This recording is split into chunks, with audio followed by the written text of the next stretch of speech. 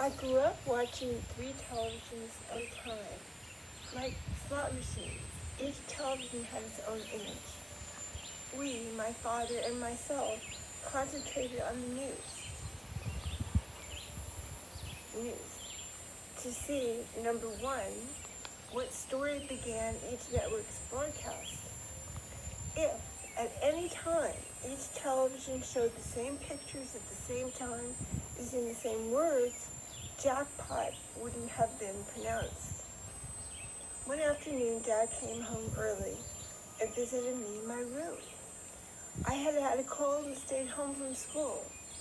I'd been assiduously studying the TV guide, circling the shows I would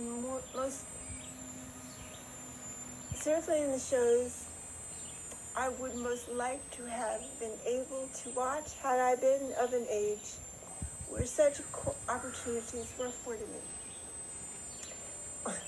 Well, how old was I? What's that you're doing, my dad asked. He seemed aghast to see me studying, of all things, the TV guide. He grabbed it, or I handed it to him. He studied my markings. After remonstrating with me for not reading a book or writing a novel or drawing a horse or being deliriously at the point of death as an excuse to stay home from school, he left, TV guide in hand.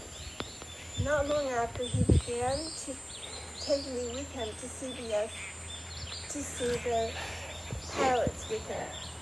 Sometimes he brought them home to view. I learned never to remark if I thought a male protagonist or TV anchor was cute. I was fiercely jealous. One of the little tricks someone tried to pull on Dad as he was aging was to send the only unfunny episode of one of the hit comedy shows from another network for him to view, along with that scene. One of the little tricks someone tried to pull on Dad as he was aging was to send the only unfunny episode of one of the hit comedy shows from another network for him to view, along with that season's pilots.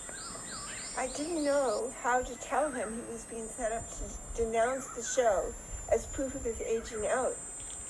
I wasn't sure he would have believed me, but this wouldn't have only served to confuse him. As time went on, he would have trusted me on this point, but the whole revealing of such unwarranted treachery was too heartbreaking for me at the time. Seeing that sort of skullduggery, looking at CBS, I never wanted to go into the television business.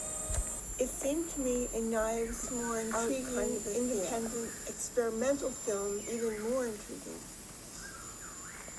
Dad wanted me to paint, as his mother had, every day of her life after my grandfather died. She was a very strong painter, and I do paint. I love to paint.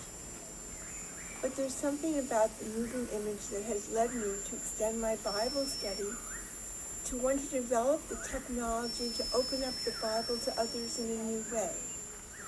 It's such a closed, intimidating book. If only others could see what was within. It's a project so rewarding and inspirational and challenging. If only others to see the Bible and prayer. It's a project so Forbidden schools are this disastrous turning point that ushered in the mayhem we see today. Ignites the passion I feel within me to want to share this good book, God's Word. God's Word, which contains those truths and that guidance, which it is, after all, good book, God's Word. The foundation of the United States of America contains those truths and that guidance, which it is, after all. The foundation of the United States of America is essential to our very DNA as a nation.